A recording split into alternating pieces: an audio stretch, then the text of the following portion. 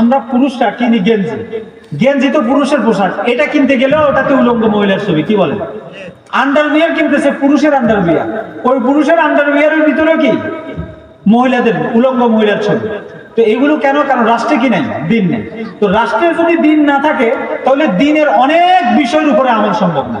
পবিত্র কোরআনে আল্লাহ তাআলা বলতেছেন আস-সারিকু ওয়াস-সারিকাতু ফাকতাউ আইদিয়াহুমা, যে চুরুনি এবং চোরের হাত তোমরা কেটে দাও।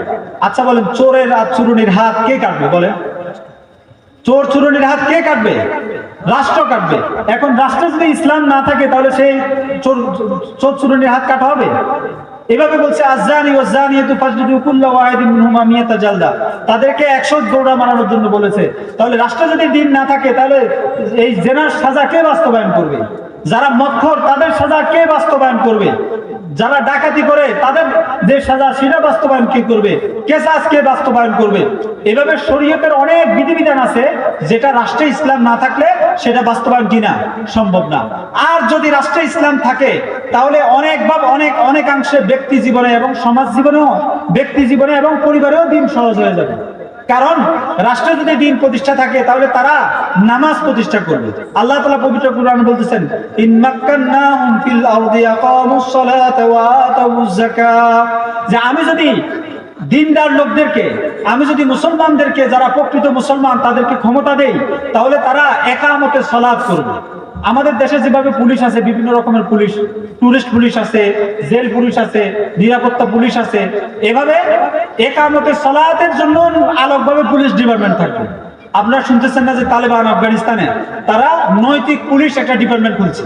এদের কাজে হলো কোনো মানুষ যদি কোনো ধরনের ধর্মবিরোধী কোনো কাজ করে, গুনার কোনো কাজ করে, সাথে সাথে তাদেরকে বাধা দেওয়া, প্রথমবার বুঝাবে, দ্বিতীয়বার বুঝাবে, তৃতীয়বার তাদেরকে জেলে ঢুকাবে। তো যদি ইসলাম যদি রাষ্ট্রীয়ভাবে যদি প্রতিষ্ঠা থাকে তাহলে একামতে সালাত যখন রাষ্ট্রীয়ভাবে প্রতিষ্ঠা হবে তখন দেখবেন বেনামাজি আর একজনও থাকবে না। নামাজের জন্য ওয়াজ করতে করতে করতে করতে আমরা ক্লান্ত। প্রতি বছর 52 সপ্তাহ, এই 52 সপ্তাহে আমরা মোটামুটি 20 সপ্তাহ নামাজের ওয়াজ করি, কিন্তু মুসল্লি বানাতে পারি 5 ওয়াক্ত নামাজি আমরা বানাতে পারিনি। আর যদি রাষ্ট্রের দিন প্রতিষ্ঠা থাকে তাহলে তাদের এক অর্ডারে কি হয়ে যাবে? দিন প্রতিষ্ঠা হয়ে যাবে। তাহলে তাদের এক অর্ডারে কি হয়ে যাবে?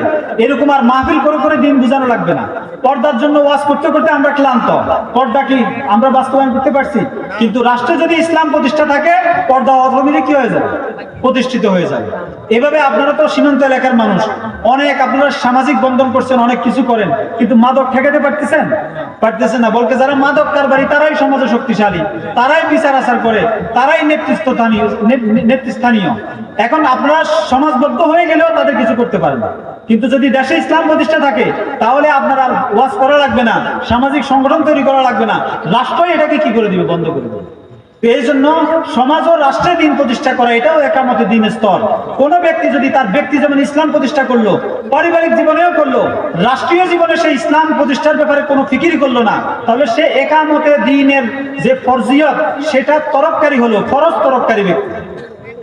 কেউ যদি রাষ্ট্রে ইসলাম প্রতিষ্ঠার কোনো ধরনের ন্যূনতম চেষ্টা না করে, সে যদি কোনো ধরনের নিজের জান মাল এটার জন্য যদি না লাগায়, তাহলে সে তার একামতে দিনের যে ফরজ সেটা সে আদায়কারী হলো না।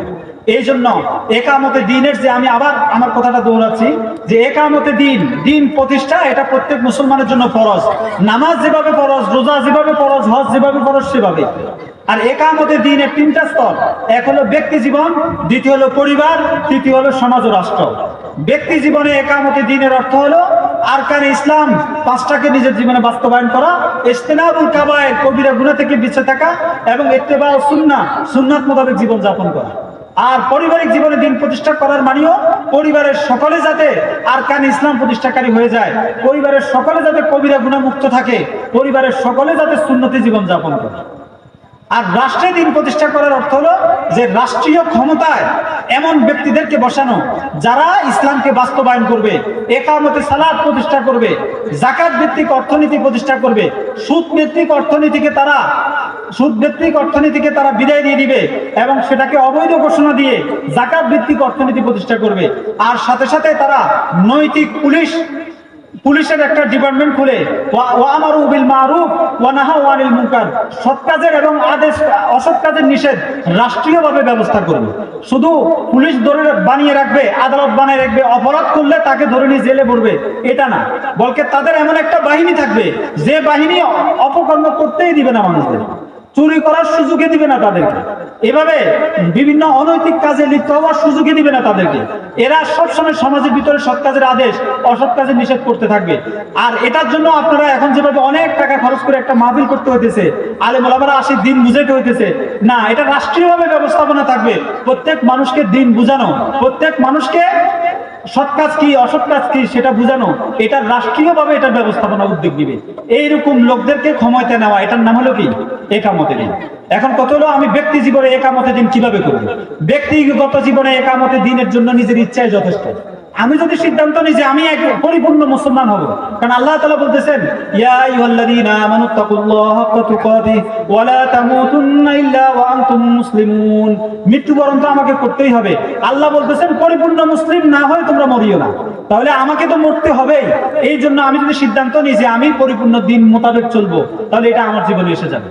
আর পরিবারের দিন প্রতিষ্ঠার মাধ্যম হলো তাদেরকে উপদেশ দেওয়া, তাদেরকে নসিহত করা। উপদেশ নসিহত দিতে দিতে যদি একসময় দেখা যায় তাও না ধরে, তাহলে শাসন করা। আর যদি উপদেশ দিলাম, শাসনও করলাম, তারপরেও পরিবারের লোক মানতেছে না, তাহলে তাদের সাথে সম্পর্ক ছিন্ন করা। আমরা তো বিভিন্ন অজুহাতে আমাদের ছেলের সাথে কথা বন্ধ করে দিই, ফ্যামিলির সাথে কথা বন্ধ করে দিই, পরিবারের লোকদের সাথে সম্পর্ক ছিন্ন করি, ভাইয়ের সাথে কথা বলি না, বোনের সাথে সম্পর্ক রাখি না, আছে না দুনিয়াবি স্বার্থে। আচ্ছা, দিনই স্বার্থে কে আমরা আমাদের ভাইয়ের সাথে কথা বন্ধ করছি? দিনই স্বার্থে কে আমরা আমাদের বউয়ের সাথে কথা বলা বন্ধ করছি, সন্তানের সাথে কথা বলা বন্ধ করছি? তাহলে পরিবারের দিন প্রতিষ্ঠার মাধ্যম হলো এই তিনটা। এক নম্বর হলো তাদেরকে ওয়াজ ও নসিহত উপদেশ, দ্বিতীয় নম্বর হলো তাদেরকে শাসন।